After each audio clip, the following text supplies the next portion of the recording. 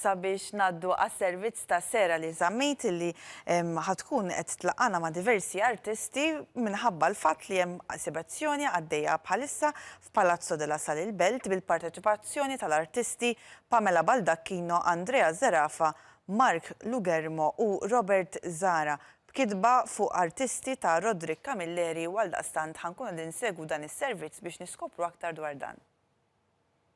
Illum qed jinġew Palazz della Sal il-Belt Valletta fejn ser niltaqgħu mal-kuratur tal-esibizzjoni Tumbleweed, Joe Philip Abela, kif ukoll wieħed mill-artisti li qed jesibixxi xogħlu f'din l-istess esibizzjoni Robert Zara. Tumbleweed hija tip ta' pjanta jew tip ta' pjanti illi għandhom proċess partikolari. Meta jinxfu jinqalhom mal-art u jitgerbu mar-riħ. Huma l-istess pjanti li ġieli naraw fil-films western.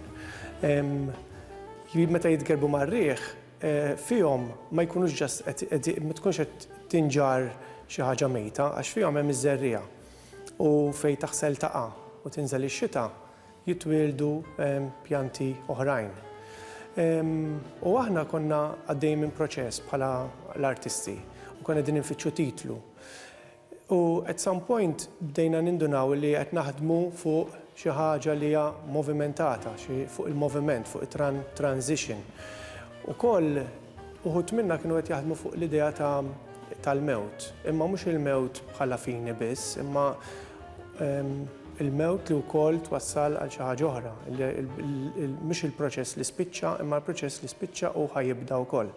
Allura kien hemm jisu bdejna naqdu l-idejat u bdejna nippruvaw nsibu xi ħaġa li tista' taqqat l-idejat kollha. L-idea tal-moviment, l-idea tal xi ħaġa li qed timxi min-naħa l-oħra hija transitorja, imma wkoll xi ħaġa li għandha x'taqsam mal-twelid mill-ġdid jew xi ħaġa li għandha x'taqsam mal-mewt u twelid u proċess li huwa kontinwu. U hekk naħseb b'xi mod ieħor għadna x-xogħol tal-erba' artisti li ħadna sehem fil-wirja. Meta bdejna naħdmu, jisu kulħadd diġà bidejat li kien diġà qed jaħdem fuq, allura ma kienx affarijiet li qed nimponu fuq xulxin. L-idea tiegħi kienet ġejja mill-idea ta' pajsaġġ li forsi qabel kont diġà ħdimt fuqu fl-exhibition li kont għamilt fi St. James 2009 imkejjen li kienet fuq Urban Landscapes. Darba mort tipprovajt imur lilin mill-pajsaġġ veru li jeżisti, ma provajt naħares naqra iktar lejn xi ħaġa li hija bejn xi ħaġa li tidher u xi ħaġa li hija interjuri, jew xi ħaġa ħsibijiet fil-moħħ, il-labirint ta' ħsibijiet, xi ħaġa li hija inqas tanġibbli. Allura imma biex tesprimi dik li huwa inqas tanġibbli bdejt nuża elementi li jalludu għal xi ħaġa li hija iktar tanġibbli li huma il-pajsaġġ. Wara xhur ta' esplorazzjoni bdejt noħroġ bl-idejat tal-labirint li m'għandux sisien, li huwa transitorju ħafna, li huwa pajsaġġ li m'għandux kważi qed jiflowtja, qed itir, illi ma jinħass li hemm pajsaġġ, pereżempju f'wieħed mill-kwadri jinħass il-pajsaġġ iktar minn oħrajn. U iktar kemm beda jgħaddi żmien iktar bdejt immur lejn il-pajsaġġ li iktar huwa qed jiflowtja, qed itir, qed jitlaq, huwa transitorju, huwa bħal ħsieb ukoll li jinbidel. L-idea proprja bdiet meta kont għamilta darba oħra ftit drabi oħra fil-fatt, meta kont noqgħod New York u Londra. U meta bdejt niġi Malta, bdejt ninduna li Malta għandna ħafna artisti.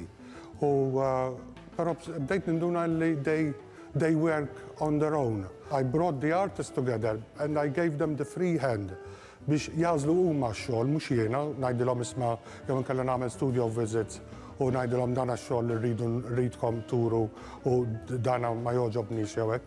Allura ġejt bl-idea li jkollna nibdew dan il-proċess sena qabel ma l-exhibition ġiet imtella u konna nagħmlu workshops bħalma qallek Robert, però l-workshops ma ridthomx li jkunu bejnietna biss. Ridt inġib kont nistiedna nies, artisti jew art teachers, jew inkella art lovers, jew inkella anki ġieli ġew ħbib tagħna li jaħdmu f'xi istituzzjonijiet nazzjonali tal-arti u kienu jiġu, they will observe our workshop.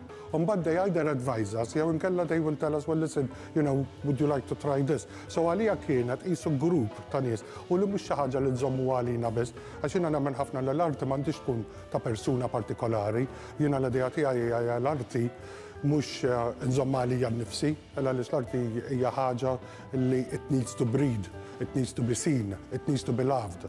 U dika kienet għalija importanti ħafna. Dan il-passaġġ li kellna ta' sena u konna anke norganizzaw events u morru nagħmlu studio visits li taqgħu artisti oħra. Kienet ukoll l-idea tiegħi li nagħmlu workshops ma' teachers tal-iskola għalija insiba importanti ħafna illi t-tfal iż-żgħar we show them what we have, our heritage li għandna Malta, nuruhom bl-arti għaliex għajem xi kultant tweġġani meta nisma' n-nies jgħiduli u t-tfal fejn se jitgħallmu. Jiena mill-esperjenza tiegħi ukoll kont nagħmilha New York u anke Londra, għaw Malta mort f'xi skejjel u kellimt l-tfal fuq il-mużew.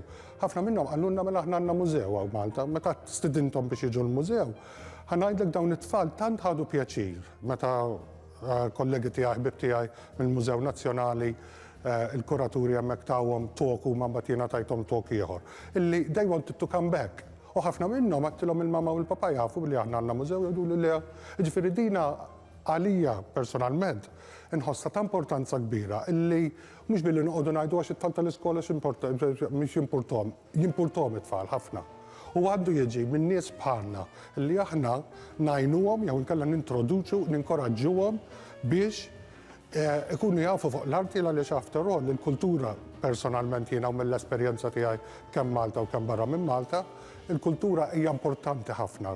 Because you like art, because you go to museums or galleries, you have to be an intellectual. I'll tell you, you don't have to. Din l-esibizzjoni Tumbleweed hawnhekk ġewwa Palazz della Sala il-Belt Valletta ser tibqa' miftuħa għal pubbliku sa 22 ta' Jannar. Għal aktar informazzjoni dwar l-esibizzjoni, dwar l-artisti, kif ukoll dwar numru ta' courses li joffru l-Malta Society of Arts hawnhekk ġewwa Palazz della Sala il-Belt Valletta sur artsmalta.org.